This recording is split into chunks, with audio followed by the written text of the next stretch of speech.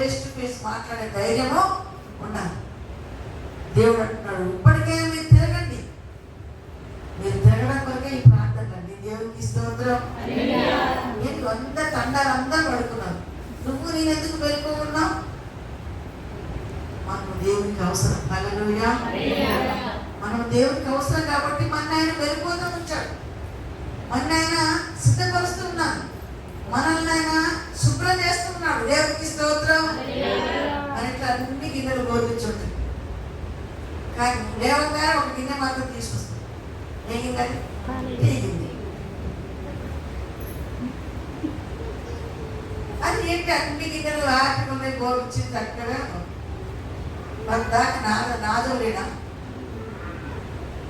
ఊరికి నన్నేనా? ఫస్ట్ లేవగానే పొయ్యి మీద మంటకు పెట్టేది నన్నే. అన్ని చూడ ఎంత బాగా సన్సైడ్ కదా.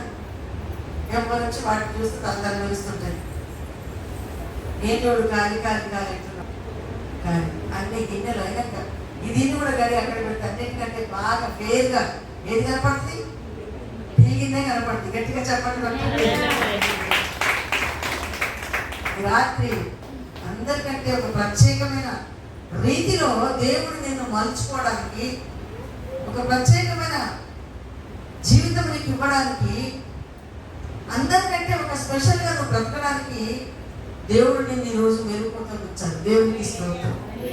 ఈ మంచి మాటలు వినగలుగుతున్నావంటే నువ్వు అనే ఆ పాత్ర దేవుడికి ఉపయోగపడటం కోసం, దేవుడికి మహిమకరంగా.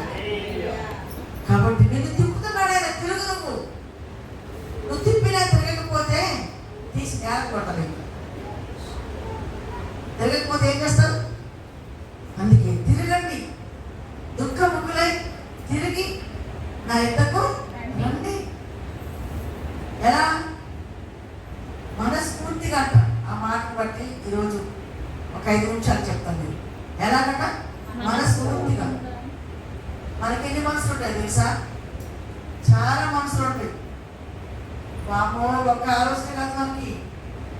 మన మాట ఒక దగ్గర ఉంటుంది, మన మనసు ఇంకో దగ్గర ఉంటుంది. మనం ఇక్కడ ఉంటాం కానీ ఇప్పుడు పోయి మా ఎక్కడో కేరళలో ఉన్న మా అబ్బాయి దగ్గర నా మనసు ఉండటం వల్ల ఏంటి ఉపయోగం? మన మనసు ఎక్కడ ఉండాలి? మన దేవుని మీదే మనం ఆనుకోవాలి. దేవునికి స్తోత్రం.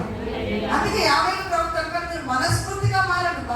నామకార్థంగా కాదు, మనస్ఫూర్తిగా మారితే మీ ప్రయత్నాల్లో మీరు సఫలీకృతం అవుతారు.